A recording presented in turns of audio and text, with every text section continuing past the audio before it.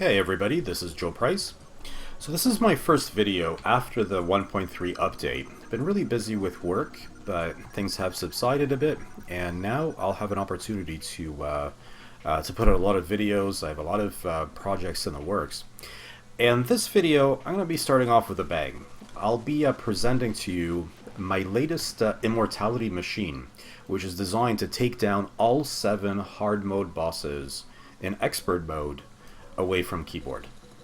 Sounds pretty exciting? Well, let's take a look. So this is A8 Ultimate Arena in the Teleport Hub. Let's input that, and let's head over there. Alright, so here we are.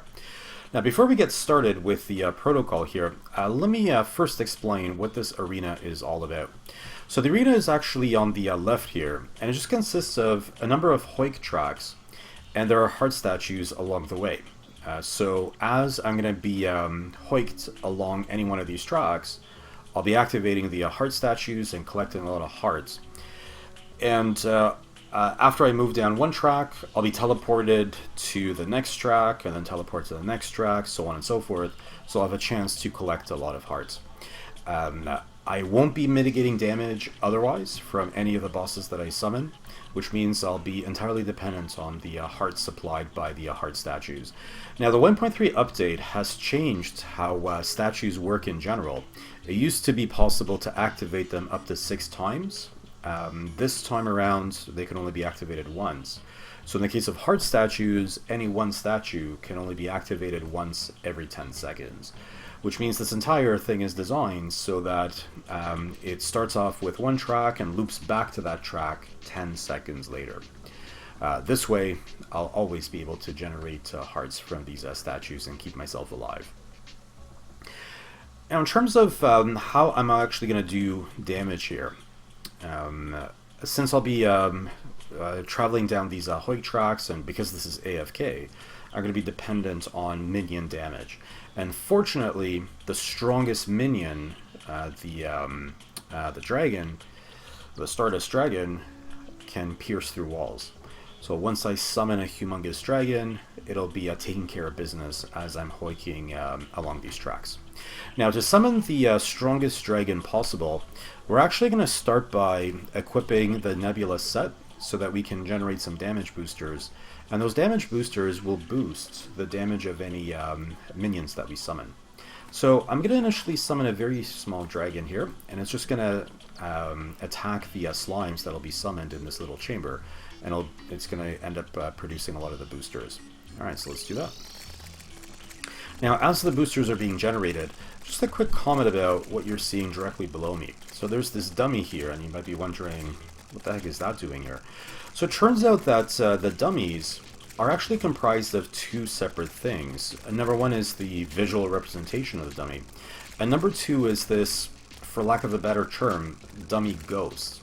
The dummy ghost is the thing that actually gets hit when you hit a dummy, and the dummy ghost can actually move. It can be teleported away from the physical representation.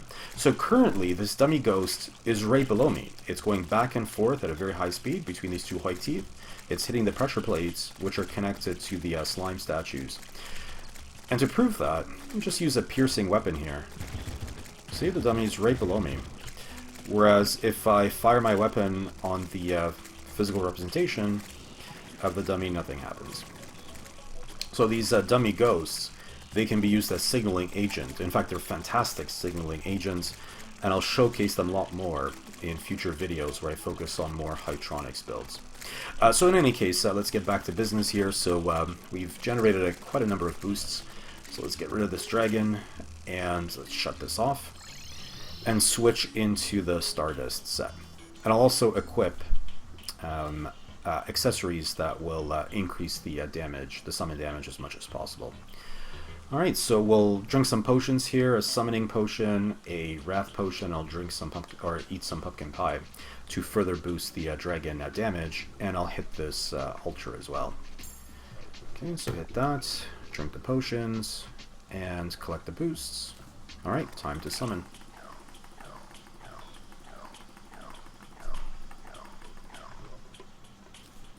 Alright, so I'm going to also now equip the Ankh shields vortex booster, and I'll put on a cross necklace. This helps reduce the frequency with which I'm going to sustain damage from the bosses. Now, some of you might already know that the Moon Lord has been altered in the last several updates by the developers, because the developers wanted to ensure that there were no cheesing tactics, no invulnerability machines where you take damage from like a slime or a spike. So the Moon Lord damage is independent of any other type of damage. It has its own cooldown, which poses a pretty significant problem when it comes to AFKing the Moon Lord. So the way that this machine handles it is just out-heal any damage that the Moon Lord might dish out. And of course, we're going to be summoning Plantera, which is going to deal massive damage as well, because it'll be enraged. We'll pull it out of the jungle, the underground jungle. And of course, Fishron will be doing quite a bit of damage on top of that too. But these hearts, they'll keep us alive. And by the way, this machine uses about 130 heart statues, so this is not practical to use this for farming. However, I'm treating this as a constructional challenge. It's not that easy to build one of these things to keep yourself alive and make sure that the hearts keep getting dispensed. You gotta make sure that there are no heart drops anywhere in the world, otherwise they will block the heart drops from the statues, which means that the moment we kill any boss, it's going to drop hearts, and we have to burn those hearts up. That's why you see lava everywhere here. So in any case, we're getting close to nighttime. Actually, it is nighttime. So let's begin by summoning the Moon Lord first. He has to be summoned first. Otherwise, if you summon some other boss, you won't be able to summon him. And we're just going to wait a minute until he arrives. And in the meantime, it'll give us a chance to just quickly talk about how we're going to summon the other bosses. So the lizard altar is directly above me, and there's a little pool of lava here that I'll summon Fishron from. I'll cast a line and pull it up once I get a bite. And as I'm going to enter the teleporter here, that'll send me into the machine here through that pressure plate. But the pressure plate is also connected to other systems here that'll actuate the jungle ground, and it'll break the Plantera bulb.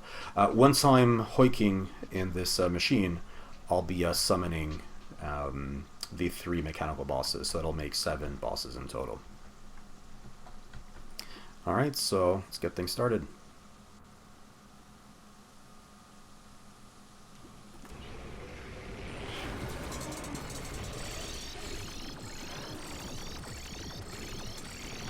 Alright, all the bosses are summoned. Now we're going AFK.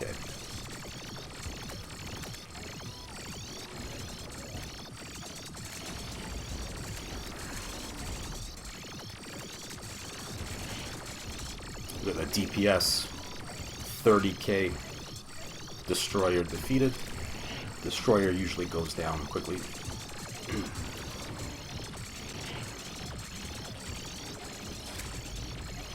Look at that. Twins, Plantera, Skeleton Prime, all go down. Golem is killed. Just 2 more. Fishron bites the dust.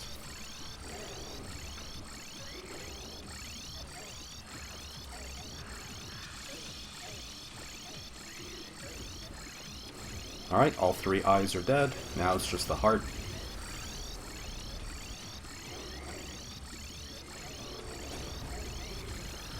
Dead. That was super fast. Yeah, all 7 hard mode bosses taken down. And again, this is expert mode. So these heart statues are keeping us alive. We never came close to dying here. Okay, so there's just one last thing to talk about here. So we're being hoiked down these tracks, but it is necessary to keep the hoik teeth in an actuated state unless it's a track we're going down. And the main reason for that is when a boss dies, it's possible for its hearts that it drops to get stuck in the teeth. So we have to make sure that they are in an actuated state so they drop into the lava and get burned up. So that way the heart statues can keep dispensing the hearts. So, like I said, it's not that easy to design one of these things. And the other thing is, we need to get out of this. So we could teleport out, although I did design a system here that will allow me to escape. I missed it. So there are some levers, just the very bottom track, that allow me to escape out of this. Yeah, missed it. We'll try again.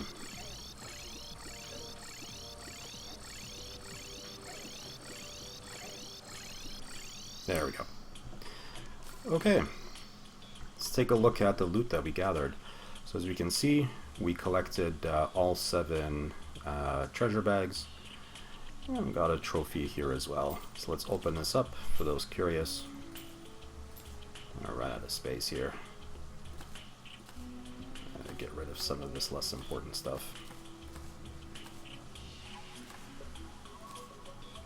There we go. There's our loot.